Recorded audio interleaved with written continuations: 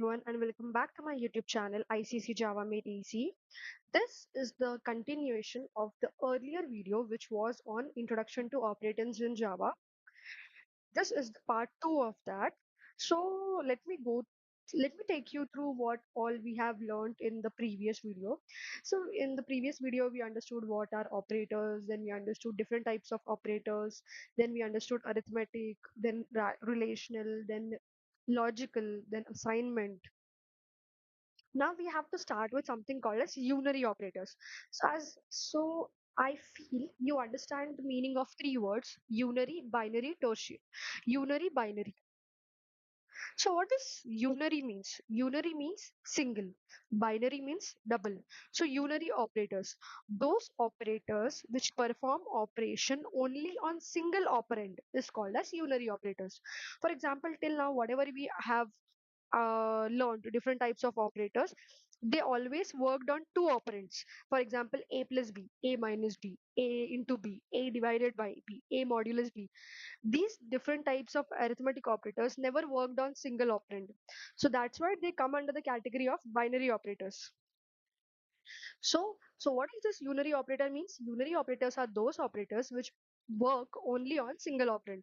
So it is unary plus and unary minus. So I'll tell you the simple use case of this. Suppose you have stored a is equal to plus 5 and you want to make it into negative 5.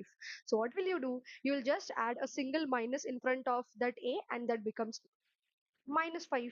So this is what is the simple use case of unary operator. That is very simple. So unary operator is something which works only on single operand. So unary plus, unary minus. So this is an example. Int a is equal to 5 and what we have printed? Minus a, because I wanted to print minus 5. This is what is the use case of unary operators. Coming to the next part, increment and decrement operators. Now, increment and decrement are also unary operators. That is, this also performs its operation only on a single operand. So this is what increment and decrement operators are.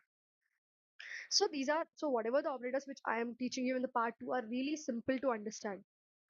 And increment and decrement operators. That means if I want to increment the value of the single operand only, that is of only one value, that is I want to do 5 plus plus, that is I just want to increment 5 to 6. So which operator will I use? Increment operator. And if I want to do decrement on the single operand, I'll be using decrement operator.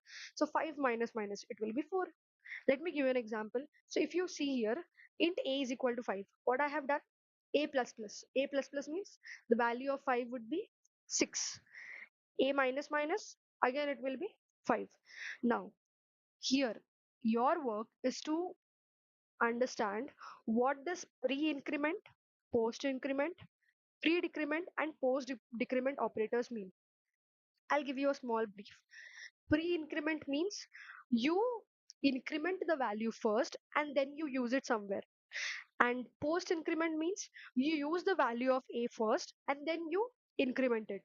Pre and post, you all know. Pre increment means increment the value first itself whenever you get it. Post increment means you do it later. So this is what pre increment and post increment means. So this was all about increment and decrement operators and unary operators. Coming to the next part, which is conditional operators. Conditional. What does condition means? That there is some condition that either it will give some true or it will give some false value.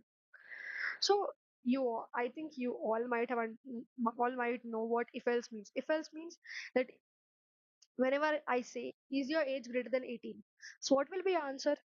Either it will be true or it will be false. So these type of statements are called as conditional statements, and the operators which we use there are called as conditional operators. So if else we'll understand that in the later things. And this conditional operators is also called as ternary operators. Ternary, why? Because here you see that in that syntax, here there are three words. First is condition, then you have value 1, and then you have value 2. That is, there are three operands. That is why it is called as ternary operators. You can see three things there. So what is the example? Here I have written int max is equal to a greater than b, question mark, a is to b. What does the statement mean? If your so first we'll write the condition. If your condition becomes true, then value 1 will be printed. If your condition becomes false, value 2 will be printed. This is what conditional operators means. I hope you would have understood conditional operators. So this is the syntax of conditional operator. That is, first you write condition, then you put question mark, then you write value 1, and then you write value 2. So the condition which you have written, if that condition becomes true, you will write value 1. If that condition becomes false, you will print value 2. So if you see here, int a is 10 and b is 20. Is 10 greater than 20?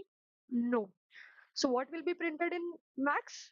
It will be b, because this statement has become false. So whenever this statement becomes false, you will print value 2. Coming to the last part of this video, that is bitwise operators. Now bitwise operators is that concept which we will not be frequently using, but these are the different bitwise operators, and I want you to learn these bitwise operators on own. Every video I'll give you some homework so that you can do it on your own. So this bitwise operators, so this is bitwise and, bitwise XOR, bitwise complement, left shift, right shift. These all bitwise, as the name itself suggests, bitwise. That means it always performs its operation on bits. So this was the last part. This is the last type of operator which we have studied in the video. Now this is something called as operator precedence. That is which operator. So if we have a statement which has many different operators included, so this is how operator precedence works. That highest will be brackets. Anything inside the brackets will be executed first, then plus plus, then plus plus or minus minus or not, and then next it will be either multiplication, division, or modulus, and then it will be plus or minus, and then finally it will be an assignment operator. So this is the operator precedence. Operator precedence is not a very fancy term. It is just that is what is the priority of us of all the operators which we have learned. Simple to our board mass rule. If you see that first we solve bracket, and these all are the increment operators which we need to solve first, and then you have multiplication, division, modulus, and then you have plus minus, then you have this assignment operators. So this is what operator precedence means.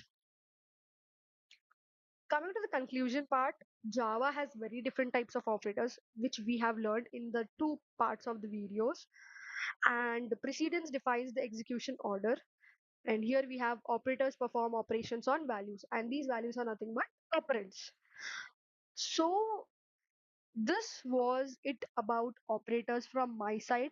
If you have any doubt regarding these operators, you can comment me. You can comment your doubts in the comment section, and I'll try resolving it. This was all about it. Thank you everyone for being till here.